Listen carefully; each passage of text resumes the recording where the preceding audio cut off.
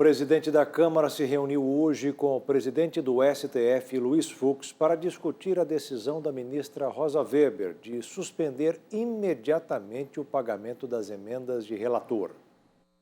O encontro entre Arthur Lira e Luiz Fux foi marcado nesta segunda-feira, às 5 horas da tarde. O objetivo da conversa foi tratar da decisão da ministra Rosa Weber, que suspendeu integralmente a execução dos recursos previstos nas emendas de relator para o orçamento deste ano. Essas emendas são feitas pelo parlamentar relator do orçamento e votadas na Comissão Mista de Planos e Orçamentos Públicos, a CMO. Mas, segundo a ministra, os recursos não têm a publicidade devida, já que são públicos. Por isso, além de suspender o pagamento das emendas, a ministra determinou que sejam tornados públicos os documentos que motivaram a distribuição dos recursos nos orçamentos de 2020 e 2021, bem como sejam protocoladas no Sistema de Planejamento e Orçamento Federal as demais demandas de emendas, independente da modalidade de aplicação, seguindo os princípios da publicidade e transparência. A decisão da ministra Rosa Weber foi tomada após análise de 3 ações movidas por partidos de esquerda que alegam que há um esquema montado pelo governo federal para aumentar o apoio no Congresso, envolvendo uma atuação entre o relator-geral do orçamento e a chefia do Poder Executivo da União. Em documento da Advocacia Geral do Senado, a que a reportagem teve acesso,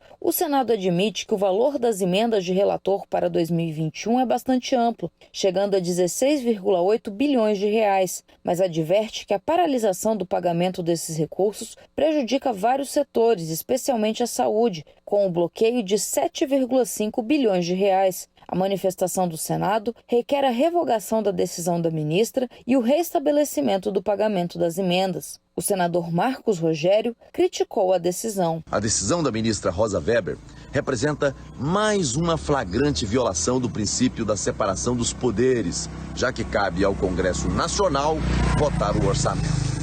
A decisão dela tem efeito, inclusive, retroativo, ou seja, suspende os repasses, interrompe contratos e paralisa obras no Brasil inteiro.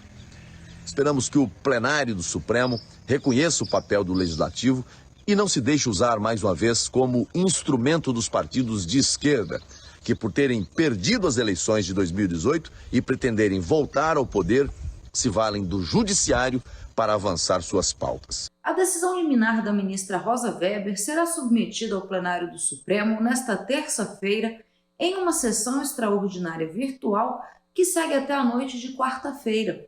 Para esta terça, também está marcada a votação em segundo turno da PEC dos precatórios no plenário da Câmara. A PEC dos precatórios foi aprovada em primeiro turno do plenário da Câmara na semana passada com 312 votos. Eram necessários pelo menos 308 para que o texto seguisse adiante. O especialista adverte que, diferente das demais emendas, as emendas do relator não são rastreáveis. As emendas normais passam por um processo legislativo, tem número, tem data, tem valor.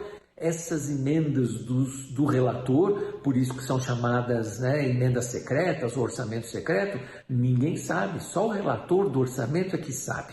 E a acusação principal é que essas emendas secretas estão sendo utilizadas para comprar votos de deputados para aprovação da PEC do furo do teto, ou da PEC dos precatórios, a chamada PEC dos precatórios.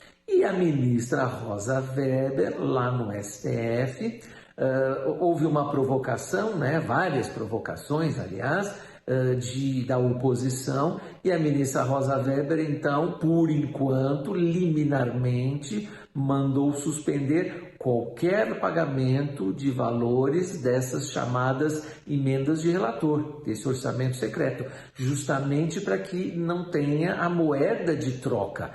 A PEC dos precatórios fixa o valor de precatórios pagos pelo governo federal a partir do ano que vem, altera o teto de gastos e abre orçamento possibilitando que o governo federal pague o Auxílio Brasil no valor de R$ 400. O presidente Jair Bolsonaro criticou a ordem da ministra Rosa Weber do Supremo Tribunal Federal em suspender a execução das emendas de relator, decisão concedida numa ação de 3 partidos da oposição. Segundo ele, há uma excessiva interferência do judiciário no executivo.